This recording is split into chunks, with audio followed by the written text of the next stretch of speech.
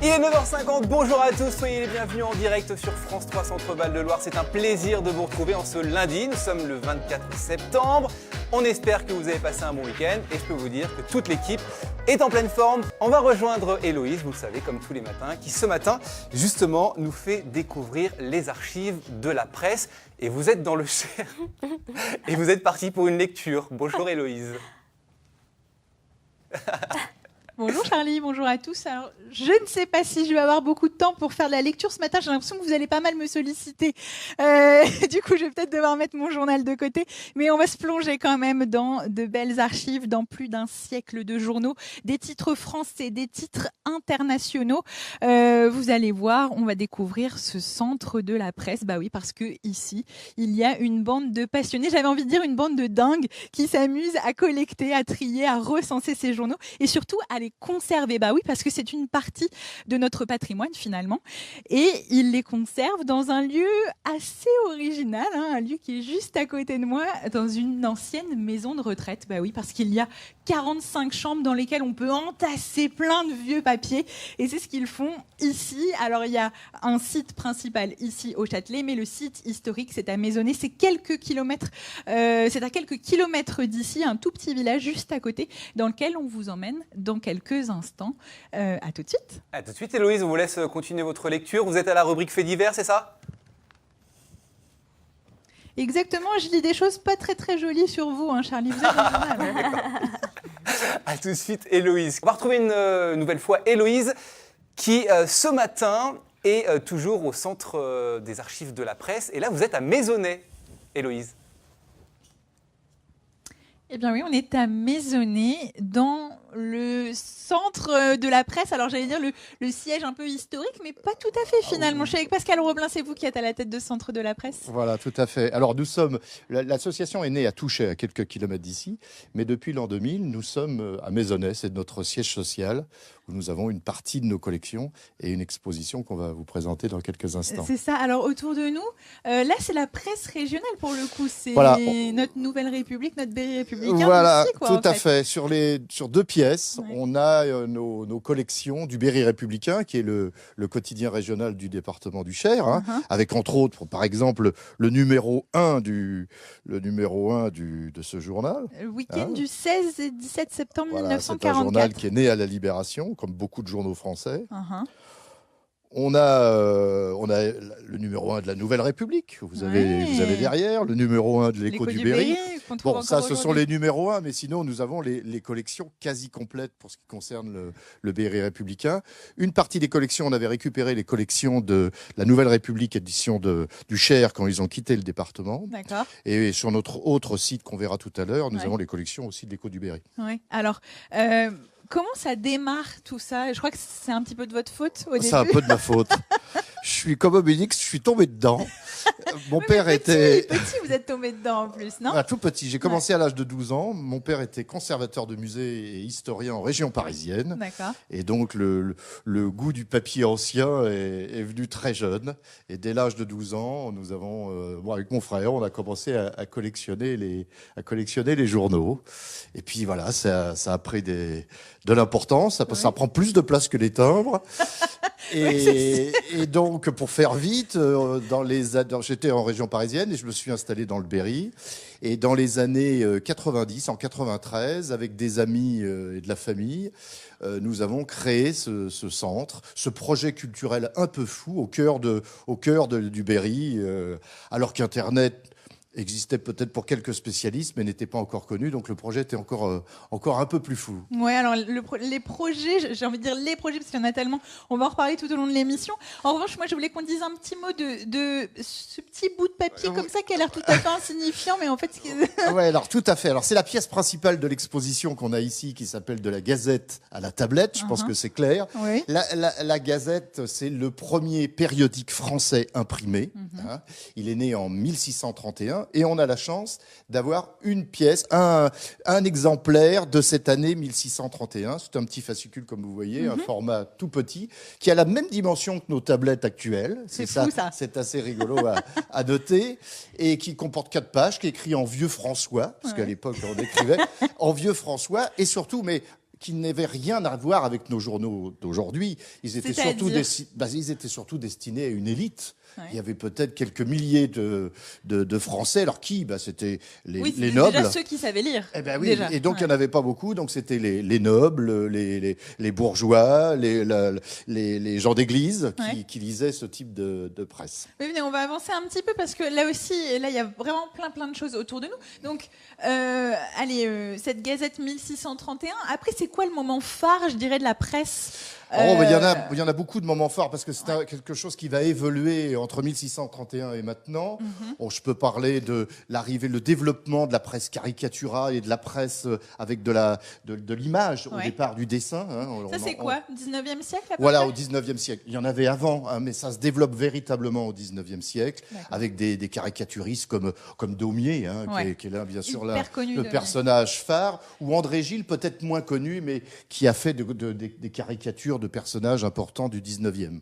Sinon, côté presse, on a le moment justement de la presse. C'est l'un des premiers journaux où il y a de la publicité dedans, où il y a le feuilleton qui va permettre de fidéliser les lecteurs.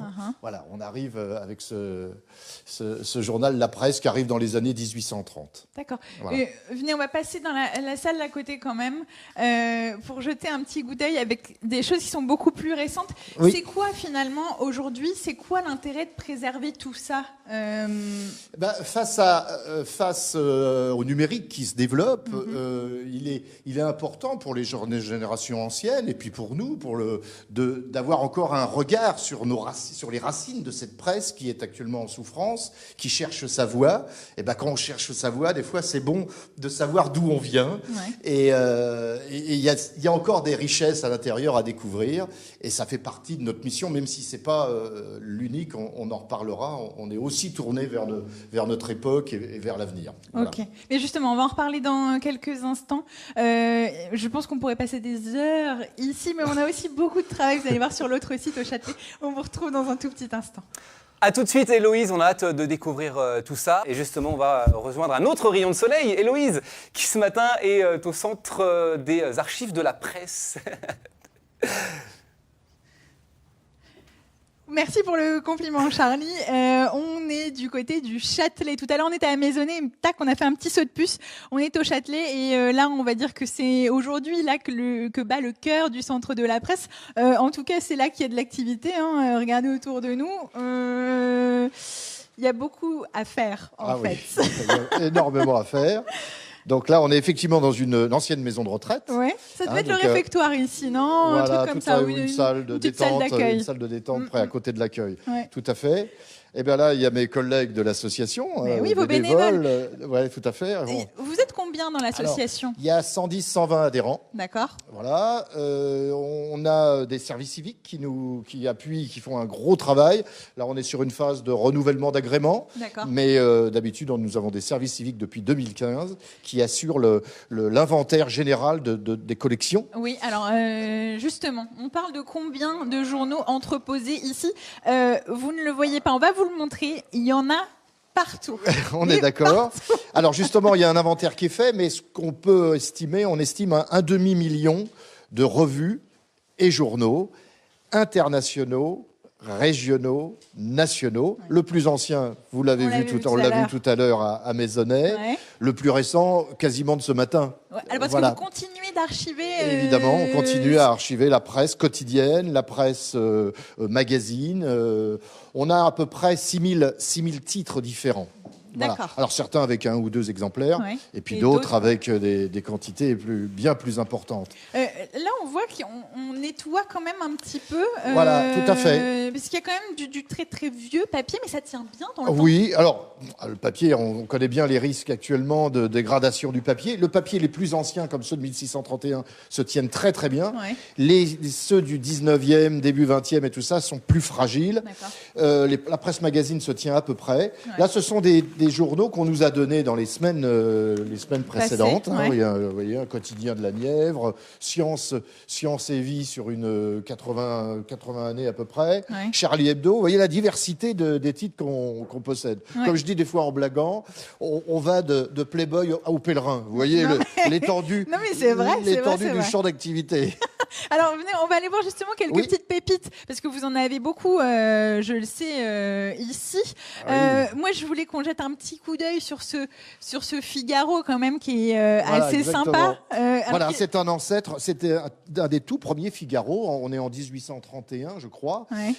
Voilà, c'est l'ancêtre du Figaro qu'on connaît aujourd'hui. Et alors, c'était un journal qui avait rien à voir avec... C'était un journal satirique, vous connaissez ouais. le Figaro d'aujourd'hui, il n'a rien de satirique. Non, voilà. pas trop, ouais. Voilà un exemple de nos pièces, comme celle, par exemple, celui-là, le Charivari, un ancêtre de nos... On parlait de Charlie Hebdo tout à l'heure. Ouais, ça, c'est voilà son la ancêtre. presse satirique de cette époque-là, et des caricaturistes qui ont souffert aussi, comme ceux de Charlie Hebdo. Il y en a qui allaient en prison, etc., pour leurs dessins. Ça a toujours été difficile pour cette presse-là. Ok, et alors justement, avec tout ça, on a de beaux livres là sous nos yeux. Avec tout ça, on fabrique des choses comme ça. Alors là, c'est le petit bébé de cette année. Oui, c'est notre nouveau bébé. Ouais. À partir de nos archives, à 98%, on vient de sortir, enfin ça va sortir au mois d'octobre, un livre et 2 hors-série sur la Grande Guerre, sous le regard de la presse. D'accord. Donc, avec des choses qu'on trouve ici dans vos archives. Voilà, tout ça vient de nos archives. On balaye toute la presse française sur les 5 ans du conflit et on jette un regard sur cette presse, comment on communiquait ou pas plutôt avec la censure comme épée de Damoclès en permanence. Eh ben, on va en reparler dans quelques instants, Pascal, parce qu'il y a plein d'usages différents qui sont faits justement avec tout ce qu'on peut trouver ici. Vous allez voir, on n'a pas fini de vous raconter des choses et de vous montrer aussi plein de très belles pièces. À tout de suite. Héloïse, ce matin, vous êtes au centre des archives de la presse. On a parlé donc de tennis avec vous dans un instant. Je vous renvoie la balle. À vous. Belle transition, parfaite. Ben oui, on a grimpé. Alors là, on est au premier étage, on est au milieu des chambres des anciens pensionnaires de cette maison de retraite. Vous voyez, quand je vous disais qu'il y en a partout, il y en a vraiment partout. La preuve, c'est que ça déborde dans les couloirs. Mais venez voir, hop, on va aller voir une des chambres. Alors là, c'était superbe. C'est quand même fou que vous ayez investi ces lieux. Bien en même sûr. temps, pour vous, ça doit être hyper pratique. Ah, c'est extraordinaire parce que ces chambres qu'on n'appelle plus des chambres, qu'on appelle des espaces, nous permettent de thématiser nos collections. C'est-à-dire que là, on est dans une pièce, par exemple, sur le quotidien La Montagne, qui est du même groupe que le Béret Républicain, par exemple. Et là, on va retrouver, il y a plusieurs pièces qui sont consacrées à ce journal-là. Tout est classé, inventorié par date, etc. Ça, c'est un travail qui a été fait par les services civiques, par exemple. Avec des rayonnages, soit en bois, soit en métal, soit des caires. Enfin voilà, on utilise. Le but, ça va être quoi? Que les gens ensuite se réapproprient un petit peu ces espaces, en tout cas Tout à qu'on leur fait. ouvre les portes et qu'on leur dise vous avez envie de venir voir un vieux La Montagne que vous cherchiez chez vous Exactement. vous C'est-à-dire pouvez. que dans chaque pièce d'ici quelques années, il y aura une table, une connexion Internet et une personne peut venir faire des recherches sur une thématique, un sujet ou un autre, soit dans une pièce où il y a des revues, soit ou des quotidiens. C'est ça l'idée, exactement. Donc ça fait 45 espaces à occuper après. Ah oui, mais il y a largement de quoi faire, non? Ah oui, bien sûr. Oui, largement. Et alors, toute cette matière, elle sert pour plein d'autres projets. On l'a dit tout à l'heure, on a vu, il y a un livre qui sort, mais pas seulement. Vous faites des projets tout le temps parce que vous me disiez, mais nous, on n'est pas englués dans nos vieux papiers. On aime bien en sortir et faire des choses au Exactement. présent, c'est ça? Tout à fait. Enfin, alors, donc, on a des animations autour de ça. Ouais. Je vais vous en citer un rapidement qui s'appelait Faits divers. Ouais. On a fait pendant quelques mois des recherches à partir d'événements qui sont passés sur notre territoire. On a travaillé sur la communauté Berry-Grand Sud. Ouais. Et à partir des recherches qu'on a fait, on en a fait un texte. Et ce texte, eh bien, on lui a donné de la vie. C'est ça. Michel, qui est de l'association, peut nous expliquer ça en 2 mots. Ben oui, alors en fait, comment vous avez procédé? Vous êtes allé fouiller dans vos archives? Qu'est-ce que vous êtes allé chercher là-dedans, en fait? Alors, on est allé chercher des faits divers, donc... Et des choses qui parlaient aux gens d'ici? Des Voilà. communes alentours, en fait, Voilà, c'est ça? absolument. Ça, c'était le fil rouge entre 1907 et 1977. D'accord. Et à partir de ça, on a fait une lecture un petit peu théâtralisée pour présenter. Donc, nous étions 8 à déclamer un petit peu de manière un petit peu théâtrale, humoristique, selon la teneur du sujet. Tout ce qui s'était déroulé depuis 1907 jusqu'en 1977. Et alors, dans les petites villes. Et les gens étaient très réceptifs puisque ça leur rappelait des souvenirs. Moi-même, qui suis originaire de Culan, par exemple, c'était amusant pour moi de faire des anciennes publicités de magasins qui n'existent plus maintenant. Les gens se rappelaient, selon leur âge, tel ou tel événement. Voilà, un petit peu, soit amusant, soit ça avait été vraiment quelque chose de très dramatique. Des accidents de la route assez originaux avec un cochon qui s'était évadé. Oui, dans le coin, ça arrive de temps en temps. Voilà, des accidents de charrette, de carriole ou un âne à qui il était arrivé tout un tas de problèmes. Et vous, à titre personnel, qu'est-ce que ça vous fait justement de partir de toute cette matière pour en faire un spectacle, en fait Mais c'est une façon de faire vivre la mémoire locale, de parler de mes racines aussi, et puis de partager, puisque nous étions 8 sur scène au niveau collégial. Une amie qui fait du théâtre avait fait la mise en scène. Pour que ça soit plus plaisant, avec des projections de documents que Pascal avait mis en image, et c'était important pour les gens. Ok, merci beaucoup. Vous avez vu, on vous disait tout à l'heure qu'il y a plein de projets qui sortent de tous ces vieux papiers. On en a encore d'autres dont on va vous parler dans quelques instants. On va aller dans la pièce des doubles, je crois, ou peut-être dans une autre chambre, je sais pas, on va voir. A tout de suite, Héloïse, ça va être compliqué de faire le tri, on vous fait confiance. On va rejoindre Héloïse qui ce matin nous fait découvrir les coulisses des archives de la presse. Vous êtes dans le Cher, Héloïse. Oui, et là, on est dans la salle des doubles. Ça veut dire que tout ce que vous voyez autour de moi, ils l'ont déjà en un, voire plusieurs exemplaires. C'est ça, Pascal ? Exactement. Ça donne le tournis, franchement, quand on voit tout ça. Voilà, c'est une pièce provisoire. Tout ça va être mis en rayonnage d'ici quelques temps. Mais tous ces doubles sont inventoriés comme le reste.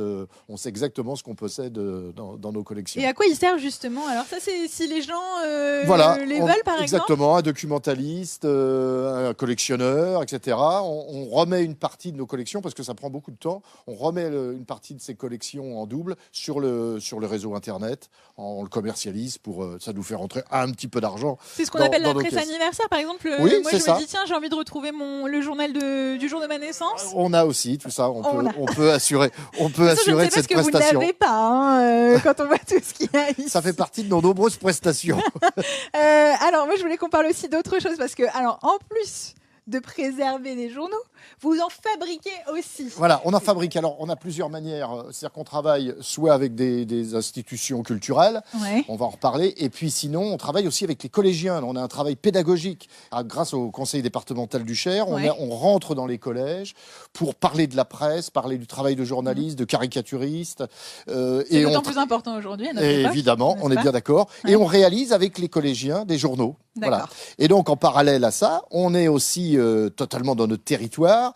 On travaille avec des institutions comme les Bains-Douches à Lignières. Exactement. Ou le Noirlac, l'abbaye de Noirlac. Et dans les rendez-vous importants comme les repas. Donc ça, c'est le Festival L'Air du Temps, le Festival de musique. Ça, ce sont les futurs de l'écrit. Voilà, les futurs de l'écrit. On réalise, on a une équipe qui aimons écrire et mettre en page. On arrive sur place avec nos ordinateurs et notre bonne volonté et on réalise pendant le week-end des journaux en live. Que vous archivez encore ensuite. Bien sûr qu'on archive, mais qu'on distribue d'abord à tous les festivaliers. C'est quand même la raison principale. D'accord. Mais, tous, dans l'association, là, vous êtes tous des journalistes ? Vous n'avez rien à voir avec il y a une grande partie qui aime écrire, qui aime prendre le temps, qui a découvert cette activité. C'était l'occasion de pousser les gens qui avaient une petite fibre pour écrire, d'écrire un peu plus. Mais c'est du super boulot, pardon, mais c'est du travail de professionnel. Il y a une mise en page qui est superbe. Bien sûr, on peut être amateur et passionné et faire du travail de professionnel. Oui, je vois ça effectivement. Quels sont les autres projets ? Est-ce qu'il y a autre chose à venir là, très rapidement ? Le livre qui va sortir, ça va être un moment important. Et puis on va multiplier. On a un très gros projet, mais on vous en parlera dans quelques temps, qui se situera à Maisonnay, mais qui sera à l'extérieur. D'accord. Voilà, extraordinaire. Ça fait plein de petits indices, d'accord. Voilà, exactement. Et puis on développe un certain nombre de choses. On a un rallye touristique qu'on va essayer de développer qui s'appelle le Paris de la Presse. Alors ceux qui veulent en savoir plus, ils n'ont plus qu'à nous contacter. Voilà. Je pense qu'on a eu l'occasion de voir tout au long de cette émission qu'il y a plein de projets, soit dans vos têtes, soit directement ici sur place. On vous donne des infos dans quelques instants pour venir les voir, pourquoi pas, et puis pour les contacter aussi.